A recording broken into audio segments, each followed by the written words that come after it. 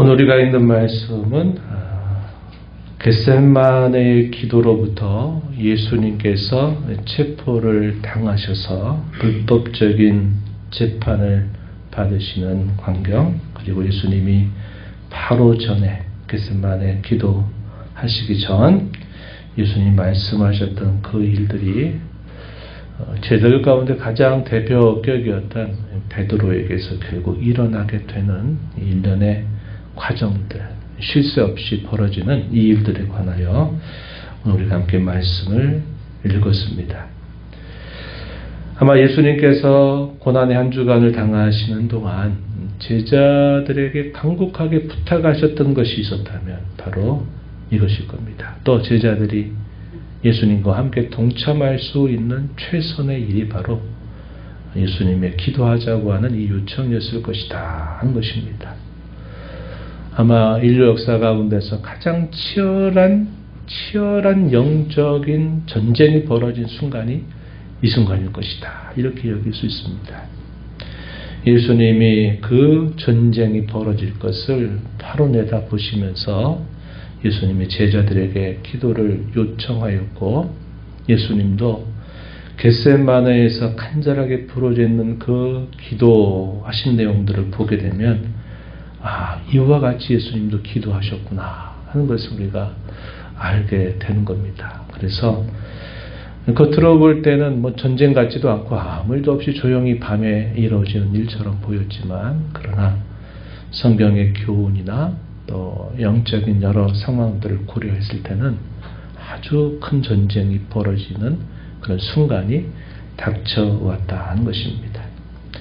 예수님은 여러 차례 공식적으로 예고하셨고, 또 특별히 예수님은 제자들에게 내가 종교 지도자들에 의해서 고난을 받고 마침내 그들에 의해서 죽임을 당할 것이다 하는 말씀을 이야기하셨고, 예수님은 또 예루살렘에 관하여 또 성전에 관하여도 말씀하시면서 예수님은 자신을 팔자가 있고 너희가 다 나를 부인할 것이다 하는 말씀을 이야기하셨어요. 다 그들은 아닐 것이다 라고 굳은 약속을 했지만, 예수님이 이런 정도 말씀하셨을 때 제자들이 할 수 있었던 최선의 일이 무엇이었을까? 그것은 예수님이 하셨던 그 말씀을 마음에 깊이 새기고 붙들면서 그 말씀에 의해서 함께 기도하는 일이었을 것입니다. 그런데 그것조차도 제자들은 감당하지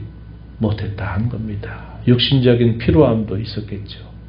그래서 밤이 되어서 계속 진행되고 있는 그런 일들도 있었고, 또 자신들의 기대, 예수님 예루살렘에 오시고 나서 있게 될 놀라운 일들을 기대하고 바라는데 갈수록 그 분위기는 그게 아니라 내가 죽는다 이런 말씀을 하시니, 이 제자들이 참 이걸 어떻게 받아들이나 당혹스러워하고 있는 그들의 심경, 이런 것들이 서로 맞물리게 되면서 결국 예수님과 함께 할 수 있는 그들 최선의 일조차도 감당하지 못하고 있는 모습을 우리가 보게 됩니다. 그래서 이러한 십자가로 나아가시는 현장 하나하나를 생각해 보면 과연 누가 주님이 가고자 하시는 이 걸음을 이해했으며 주님이 하시는 그 일들에 과연 누가 조금이라도 참여할 수 있었을까라고 할 때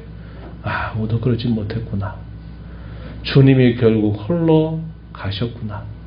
심지어는 그 곁에 있는 제자들이 예수님께 격려와 위로를 주기는커녕 오히려 예수님이 그들을 위해서 간절하게 기도를 하셔야만 했던 그런 일들을 예수님이 겪으셨구나 하는 것을 우리가 보게 됩니다. 이걸 넓게 보면 이 성경의 모든 역사를 통해서 우리가 배우는 것은 하나님이 자기 백성들을 구원하시는 그 일 전체가 결국 사람이 뭔가를 도와서 그런 일들이 이루어진 것이 아니라 그것이 다 하나님께서 홀로 이루셔서 값없이 자기 백성들에게 베풀어 주시는 은혜로구나 하는 사실을 우리가 보게 됩니다. 그래서 하나님이 홀로 이 모든 역사를 이루셨다고 하는 것, 그것을 죄인된 저와 여러분에게 값없이 그것을 선물로 주셨다고 하는 사실을 우리가 이런 사건들을 통해서도 발견하게 됩니다. 이 겟세마네 상황에 대해서는 우리가 너무나 잘 알고 있는 이야기가 될 것입니다. 영적으로 격렬한 전쟁을 앞두고 준비할 수 있는 마지막 시간이었습니다. 예수님은 감람산에 있는 이 겟세마네 동산에서 간곡하게 기도를 올리셨습니다. 그 기도의 내용은 예수님도 이렇게 하셨을까 싶을 정도의 기도의 내용을 하신 거죠.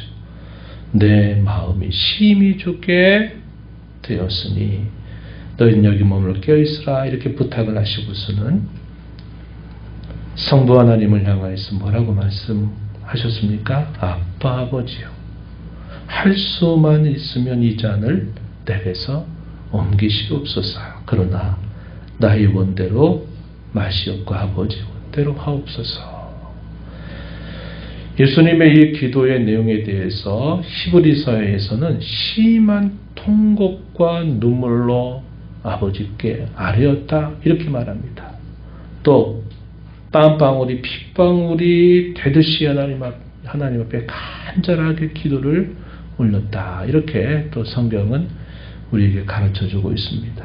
그만큼 예수님이 올리셨던 그 기도의 내용은 가장 치열한 전쟁을 앞두고서 준비하시는 예수님의 모습이었다 하는 것이고, 영광스럽게도 그 현장에 함께했던 제자들 가운데 특별히 베드로와 요한과 야고보는 더 가까이에서 그 일에 참여할 수 있는 자가 되었지만 결국은 그 예수님이 하시는 그 일이 무슨 일인지도 알지 못하고 이 일이 있고 나서 어떠한 치열한 전쟁이 벌어지는지조차도 생각지 못하다가 그냥 결국은 다 넘어지고 쓰러지는 그런 모습이 이어졌다고 하는 것입니다.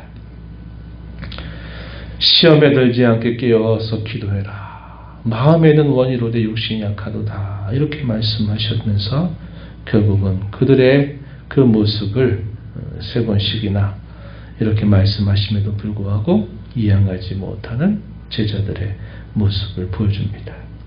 마지막에는 예수님께 앞에 차마 얼굴을 대면할 수 없어서 대답할 줄을 알지 못하였다. 이렇게 기록을 해줍니다. 그리고 나자마자 이제 벌어지기 시작합니다. 전쟁이 벌어지는데 그 전쟁이 어떤 전쟁입니까? 유다가 종교 지도자들에게 의해서 보냄을 받은 무리들과 함께 무기를 들고 온 것입니다. 그리고 서로 약속을 짰어요. 입맞추는 그가 바로 예수니 그를 잡으라 하는 이 약속을 하고서 이런 일들이 이제 하나씩 진행이 됩니다. 베드로는 이 상황이 상당히 심각한 상황이로구나 하는 것을 직감하고서는 어떻게든 뭔가 해보려고 했어요. 그 간일이 뭡니까? 오늘 우리가 읽은 말씀에 보면 간략하게 표현되었죠. 47절에 보니까 검으로 대제사장의 종의 귀를 쳐서 떨어뜨리는 일을 한 것입니다. 폭력을 휘둘렀던 일이에요. 그런데 예수님 결코 그것을 원하지 않았어요. 가이사랴 빌립보 지방에 있을 때 사람들이 나를 누구라고 하느냐 물으시더니 너희는 나를 누구라고 하느냐라고 또 물으시더니 그때 베드로가 예 당신은 하나님의 아들이시고 그리스도이십니다. 이렇게 고백을 하고 칭찬을 받게 되지만 고난 당하실 것을 처음 예고하시자마자 그는 그런 일이 예수님께 닥치지 않을 것입니다. 내가 장담하건대 그런 일이 있을지 않을 것입니다. 내가 주님과 함께 있습니다. 이런 이야기를 대답하죠.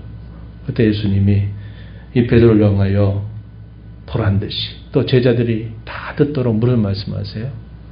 네가 뭐를 구하지 않고 뭐를 구한다? 하나님의 일을 구하지 않고 사람의 일을 구하고 있다. 사탄아 내 뒤로 물러가라. 너는 나를 넘어지게 하는 자로다. 이런 말씀을 하십니다. 하나님의 일, 사람의 일. 이게 도대체 뭔가? 그런 말씀을 하신 것이죠. 그런데 오늘 이 현장에서 베드로가 하는 일도 자기 나름으로서는 할 수 있는 최선의 일이 이것이겠구나 생각해서 그런 폭력을 어떻게든지 해가지고 막아보려고 한 것입니다. 그런데 오히려 예수님은 이 베드로를 책망하세요. 칼로 일하는 자 칼로 막을 것이다. 그러면서 그 떨어진 길을 다시 붙여주시면서 예수님은 아무런 저항 없이 결국 그들의 체포에 응하셨고 체포를 당하셔서 끌려가시게 된 겁니다. 자신의 다락방에서 마지막 만찬을 하시면서 여러 일들을 아마도 지켜봤을 거예요. 이 성경을 기록한 마가 요한, 그는 어떤 모습을 보였는지 참 부끄러운 일인데 이렇게 기록을 했습니다. 배옷이보를 입고 예수님의 뒤를 같이 따라온 겁니다. 따라왔다가 예수님이 체포되니까 이 상황이 무슨 상황인가 싶더니 그 입을 조차도 결국 버려둔 채 벗은 몸으로 도망쳐버리는 그런 일이 있었다는 겁니다. 이 사람이 누구냐? 이 마가복음을 기록한 사람이에요. 마가 요한입니다. 자기 자신을 그렇게 표현한 거죠. 왜 이렇게? 물론 성령 하나님의 감동을 통해서 기록한 것이지만 자신이 이런 일로 그때 그 현장에 그렇게 있었다 하는 사실을 기록을 할 때 그의 심경이 어떻겠습니까? 훗날에는 그가 복음의 일꾼이 되어서 이렇게 하나님의 말씀을 기록하는 큰 영예를 얻는 사람이 되지만 그가 성경에 등장하는 처음의 모습은 참 수치스럽고 말할 수 없는 그런 치부를 다 드러낸 일이 되는 겁니다. 이런 것들이 그들에게는 지울 수 없는 하나의 어떤 타산지석 같은 것이 되는 거죠. 그래서 이런 것들을 기록하고 있는 것을 봅니다. 예수님은 공회에 사로 잡혀서 사내들인 공회의 불법적인 회의를 개최해서 그 공회에서 여러 가지 신문을 받으셔요. 우리가 읽은 말씀처럼 사람들이 이런저런 많은 증거들을 들였지만 서로 일치된 증거가 없고 예수님은 그에 관하여 아무런 말씀도 하지 않으셨습니다. 그러자 결정적인 하나의 고속거리를 찾아냅니다. 그게 뭐냐면 61절 읽은 말씀에 내가 찬송받을 이 곧 하나님의 아들 그리스도냐 이렇게 물었습니다. 하나님의 아들이시면서 그리스도다. 베드로의 신앙 고백의 핵심이죠. 하나님의 아들, 곧 그가 하나님이시면서 우리에게 보내신 메시아냐 하는 이 물음입니다. 그랬더니 예수님이 한마디 대답하시죠. 내가 그다. 바로 그렇다. 이 말을 듣고서는 잘됐다. 이건 신성을 못 오가는 말이니 이것은 두 말할 필요가 없다. 이것은 율법에 의하면 사형에 해당되는 죄다. 이렇게 선고를 하게 되면서 예수님은 이제 본격적인 순환을 당하시게 되는 모습이 나타나죠. 멀찍이 떨어져서 어떻게 되는가 그 상황을 지켜보고자 하였던 베드로에게 갑자기 대제사장의 여종이 나타나더니 너도 나사렛 예수와 함께 있었지라고 이렇게 말합니다. 사단이 이 시몬 베드로를 무너뜨리는 것은 아주 우습게 무너뜨리는 거죠. 여종의 입술을 통해서 그를 순식간에 무너뜨려 버립니다. 나는 모른다. 나는 아니다. 라고 말하는 겁니다. 두 번씩이나 이 여종이 너 나사렛 예수와 함께 있었잖아. 너 그 도당이잖아. 그와 함께 따라다니는 그의 도를 지키고 따르는 사람 아니냐. 이렇게 물었을 때 모른다고 합니다. 세 번째는 곁에 있는 사람들이 지적하죠. 너도 갈릴리 출신의 사람이니 너도 그 예수의 도당이 맞다. 이런 말을 듣자 나는 너희가 말하는 이 사람을 도무지 알지 못한다. 이렇게 대답을 합니다. 그 순간에 예수님이 하셨던 말씀처럼 닭이 두 번 울게 되고 예수님이 하셨던 그 말씀을 떠올리면서 눈물로 또 눈물 흘릴 수밖에 없는 상황이 벌어지게 되었다는 것을 보여줍니다. 사단은 큰 일이 필요 없었어요. 제자들을 흐트러뜨리고 무너뜨리는 것은 아주 쉽게 손쉽게 무너뜨렸습니다. 왜 이렇게 손쉽게 무너졌을까요? 주님의 요청을 여러 차례 하셨던 그 요청을 듣지 않은 겁니다. 하셨던 말씀을 붙들고 기도해서 자기의 힘이 아니라 하나님이 붙들어 주셔야만 된다고 하는 사실을 망각했던 그 결과는 너무나도 처참하게 무너져 버리는 그런 모습을 보여주고 있다는 겁니다. 그럼에도 불구하고 어제 우리가 읽었던 말씀을 다시 떠올려 보면 어떠했다고 주님 말씀합니까? 사단이 너를 밀가부르듯이 나에게 청구하였지만 내가 너를 위해서 기도하였다. 너를 돌이킨 이후에 내가 다른 형제들 앞으로 굳게 하도록 하여라. 이런 말씀을 예수님이 하셨던 것입니다. 누가복음에서는 특별한 기록을 더해 주는데요. 이 베드로가 마지막 부인을 할 때 그 공회 안에 계신 예수님, 그 공회 안을 곁에서 지켜보던 베드로와 눈이 마주친 겁니다. 얼마나 그 순간이 얼마나 두렵고 얼마나 떨리는 순간이 됐을까요? 공회의 재판을 당하시는 예수님이 부인하는 베드로에서 이렇게 고개를 돌려서 쳐다본 걸 본 겁니다. 얼마나 그 순간이 부끄럽고 수치스러운 상황이 되었을지 몰라요. 주님은 나를 따르려거든 자기를 부인하고 십자가를 져야 된다 하는 말씀을 하셨지만 자기의 살 길을 찾아서 결국 예수님을 부인하는 모습을 나타내었다는 것을 보게 되는 것입니다. 그래서 우리가 이런 이야기들을 보면서 우리에게 주는 교훈이 아주 선명하죠. 그것은 첫 번째로 우리가 기도하는 중요한 그 내용들은 내 뜻을 이루는 데 목적을 두어서는 안 된다. 내 뜻이 아니라 아버지의 뜻을 이루기 위해서 우리는 예수님이 기도하셨던 것처럼 기도하도록 힘을 기울여야 되겠다. 우리가 인생을 살면서 크고 작은 많은 일과 사건들, 그것이 순경이든 역경이든 우리가 알 수 있는 최선이 뭘까? 그것은 말씀을 붙들고 기도하는 것으로부터 시작하는 것입니다. 그것이 우리가 알 수 있는 최선의 일이다. 그것을 우리 마음에 깊이 되새기면서 말씀과 기도로 무장하지 않으면 우리는 어떤 일도 행할 수 없다. 영적인 싸움, 화해할 수 없는 영적인 전쟁터에서 우리는 날 무너지고 쓰러질 수밖에 없다.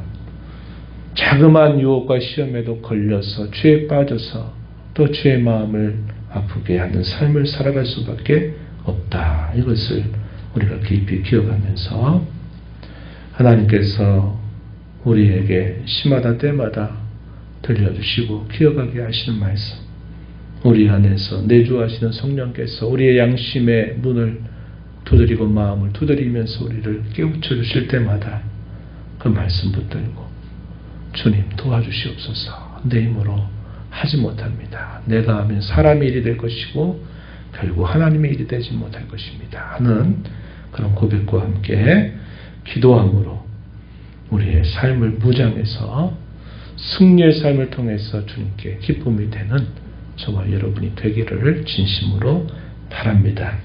말씀 붙들고 함께 기도하시고 오늘 이 말씀을 생각하면서 영적인 전쟁에서 우리 지금 격렬한 싸움에서 승리를 하셨지만 우리에게도 그 승리가 약속되어 있지만 우리도 이 땅에 육신의 장막을 벗게 될 때까지 계속 그 싸움을 날마다 싸워가고 있음을 기억하고 주의 말씀을 늘 마음에 깊이 붙들고 그 말씀에 우리를 온전히 기대기 위해서 기도하는 우리의 삶을 통하여 승리의 삶을 살고 모든 죄와 유혹을 물리치고 또 오늘도 하나님 우리에게 바라시는 하나님의 뜻을 이루게 해달라고 이 시간도 말씀 붙들고 함께 간절한 마음으로 기도하겠습니다.